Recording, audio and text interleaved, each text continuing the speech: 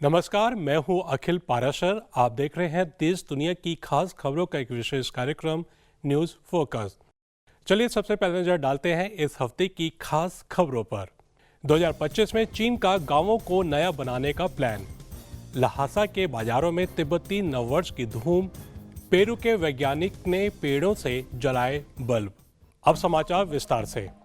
चीन ने 2025 में अपने गांवों को चमकाने के लिए बड़ा प्लान बनाया है। सरकार चाहती है कि खेती को मॉडर्न बनाया जाए, गांवों की अर्थव्यवस्था को मजबूत किया जाए और किसानों की जिंदगी बेहतर हो। दरअसल चीन ने अपने सालाना नंबर 1 केंद्रीय दस्तावेज के जरिए 2025 में गांवों के विकास के लिए अपनी शीर्ष प्राथमिकताओं को रेखांकित किया है। टेक्नोलॉजी के जरिए खेती को स्मार्ट बनाने की कोशिश होगी ताकि अनाज की सप्लाई बनी रहे और गरीबी वापस न लौटे। इस मिशन का मकसद गांवों को भी शहरों की तरक्की की दौड़ में बनाए रखना है। कुल मिलाकर चीन अपने गांवों को और बेहतर बनाकर पूरे देश के विकास को और आगे ले जाना चाहता है। अब कुत्ते सिर्फ पालने के लिए नहीं बल्कि काम करने के लिए भी आगे हैं, और वो भी रोबोट वाले। चीन में रोबोटिक कुत्तों की डिमांड तेजी से बढ़ रही है। डीप रोबोटिक्स जैसी कंपनियां ऐसे कुत्ते बना रही हैं जो न सिर्फ दौड़ते भागते हैं बल्कि गश्त भी लगा सकते हैं और मुश्किल हालात में काम भी कर सकते हैं। असली कुत्तों की तरह इनको खिलाने पिलाने की झंझट नहीं, बस हाईटेक बैटरी चार्ज करनी होगी। चीन की घरेलू टेक्नोलॉजी की वजह से ये बाकी दुनिया के मुकाबले सस्ते भी हैं। अंदाजा लगाइए 2031 तक ये मार्केट 4 गुना बढ़ सकता है। मतलब साफ है, रोबोटिक कुत्तों का भविष्य बेहद उज्जवल है।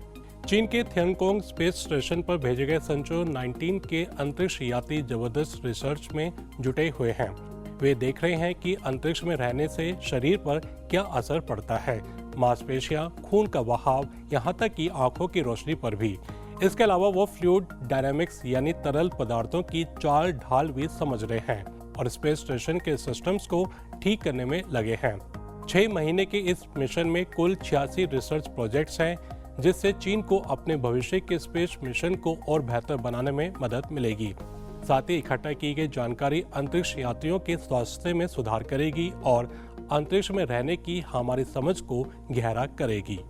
शुक्रवार को तिब्बती नववर्ष यानी लोसार है और चीन की शीजांग स्वायत्त प्रदेश यानी तिब्बत की राजधानी ल्हासा के बाजारों में जबरदस्त रौनक है। लोग पारंपरिक मिठाइयाँ, खापसे और सूखा याक मांस खरीद रहे हैं। बरखोर शॉपिंग मॉल में 1000 से ज्यादा दुकानें सजी हुई हैं, जहां तांबे के बर्तन और पारंपरिक कंबल जैसी चीजें मिल रही हैं। डाकचे जिले में तो पूरा फेस्टिवल चल रहा है। 320 से ज्यादा दुकानें, लोक नृत्य और यहां तक कि सुलेख प्रतियोगिताएं भी हो रही हैं। चीन में वसंत उत्सव जैसा ही ये त्योहार भी परिवार के साथ मनाने का मौका होता है। इस बार तिब्बती लोग वुड स्नेक ईयर का स्वागत करने के लिए पूरी तरह तैयार है। 2026 मिलान कॉर्टिना विंटर ओलंपिक्स में बस 1 साल बचा है और तैयारियां जोरों पर है। मिलान में ओपनिंग सेरेमनी और बड़े बड़े स्नो इवेंट्स होंगे, जबकि कॉर्टिना में बॉब्सले, स्कीइंग और कर्लिंग जैसे खेल होंगे। सबसे बड़ी चुनौती है 100 साल पुराने बॉब्सले ट्रैक को फिर से जिंदा करना, जिस पर बहुत खर्च आ रहा है। अधिकारियों को विश्वास है कि ये मार्च में परीक्षण के लिए तैयार हो जाएगा। अगर वक्त रहते तैयार नहीं हुआ तो बैकअप प्लान में ये इवेंट अमेरिका के लेक प्लासिड में हो सकते हैं, लेकिन आयोजक चाहते हैं कि सब कुछ प्लान के मुताबिक इटली में ही हो। इस बार ओलंपिक्स का नया नारा है इट्स योर वाइब, यानी इस बार खेल सिर्फ खेल नहीं बल्कि एक एहसास होंगे। पेरू के इन्वेंटर हर्नान एस्टो ने एक कमाल कर दिया है। उन्होंने ऐसा LED लैंप बनाया है जो पेड़ों से एनर्जी लेकर जलता है। इस टेक्नोलॉजी को LNT कहा जाता है, जो मिट्टी में मौजूद तत्वों से बिजली निकालती है। खुद हर्नान का बचपन एक ऐसे गांव में बीता जहां बिजली नहीं थी और मोमबत्ती से लगी आग ने उनके घर को तबाह कर दिया। इस घटना ने उन्हें कुछ ऐसा बनाने के लिए प्रेरित किया जो बिना बिजली के भी उजाला कर सके। उनके इस अविश्वसनीय आविष्कार को अंतर्राष्ट्रीय ख्याति मिली है और उनका सपना है कि हर दूर दराज के गांव में बिना तारों के भी बिजली पहुंचाई जा सके। एस्ट्रो का लक्ष्य दक्षता बढ़ाकर और स्वच्छ नवीकरणीय ऊर्जा स्रोत प्रदान करके प्रति वर्ग मीटर 60 वाट तक बिजली पैदा करना है। तो ये थी इस हफ्ते की अहम खबरें। अब चलते हैं हमारे एक स्पेशल सेगमेंट न्यूज स्टोरी की तरफ। स्नेक ईयर की शुरुआत के साथ ही चीन की अर्थव्यवस्था में जबरदस्त रौनक देखने को मिल रही है। उपभोग, हाई क्वालिटी ग्रोथ और पूंजी बाजार ने इसमें बड़ा योगदान दिया है। हाल ही में हुए चीनी वसंत महोत्सव में देश भर में लोगों ने जमकर खर्च किया, जिससे बाजार में नई ऊर्जा देखने को मिली।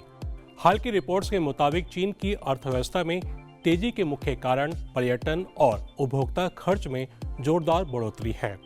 वसंत महोत्सव के दौरान घरेलू यात्रा में भी काफी उछाल आया, जिससे कुल खुदरा बिक्री में बढ़ोतरी हुई और बाकी सेक्टर्स पर भी इसका पॉजिटिव असर पड़ा। वसंत महोत्सव की 8 दिन की छुट्टियों के दौरान चीन का घरेलू पर्यटन खर्च 677 अरब युआन तक पहुंच गया, जो पिछले साल की तुलना में 7% ज्यादा है। ये आंकड़े चीन के संस्कृति और पर्यटन मंत्रालय ने जारी किए हैं। इस दौरान होम स्टे यानी लोकल होम स्टे बिजनेस की भी जबरदस्त डिमांड रही, जिससे इनका राजस्व 12.6% बढ़ गया। चीनी नागरिक कई घरेलू यात्राएं कर रहे हैं। प्रमुख छुट्टियों के दौरान यात्रा में उल्लेखनीय वृद्धि हुई है। ये पर्यटन उद्योग में महत्वपूर्ण योगदान देता है।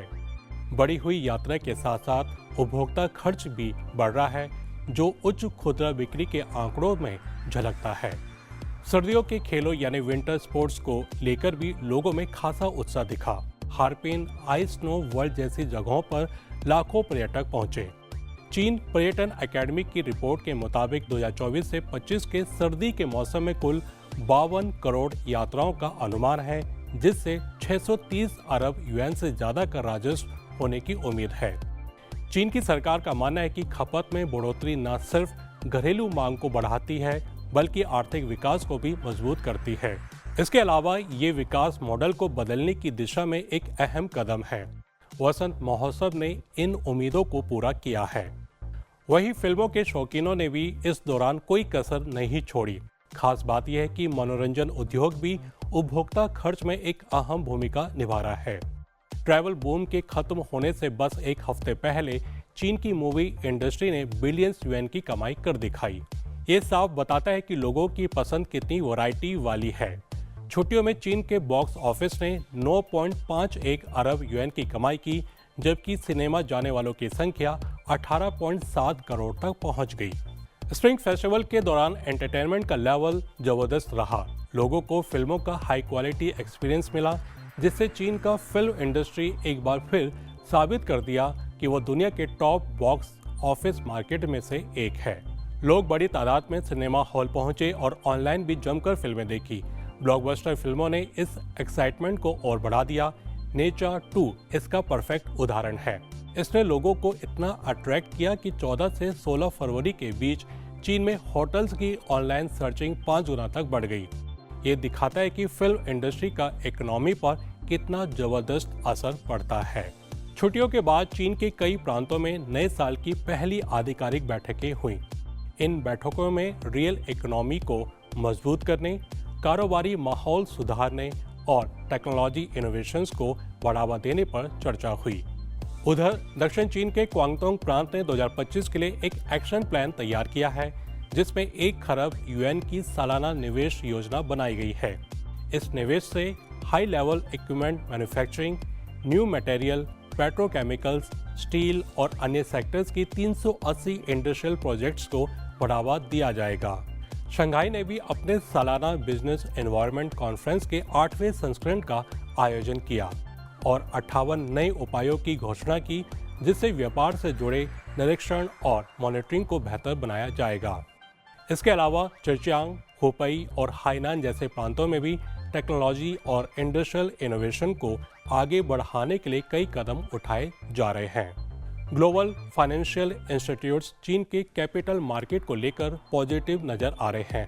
HSBC के chief investment officer Desmond Kwang का कहना है कि जैसे जैसे निवेशकों की रुचि इनोवेशन में बढ़ेगी, चीन और अन्य उभरते बाजारों के बीच वैल्यूएशन गैप कम होगा और विदेशी पूंजी प्रवाह में इजाफा होगा।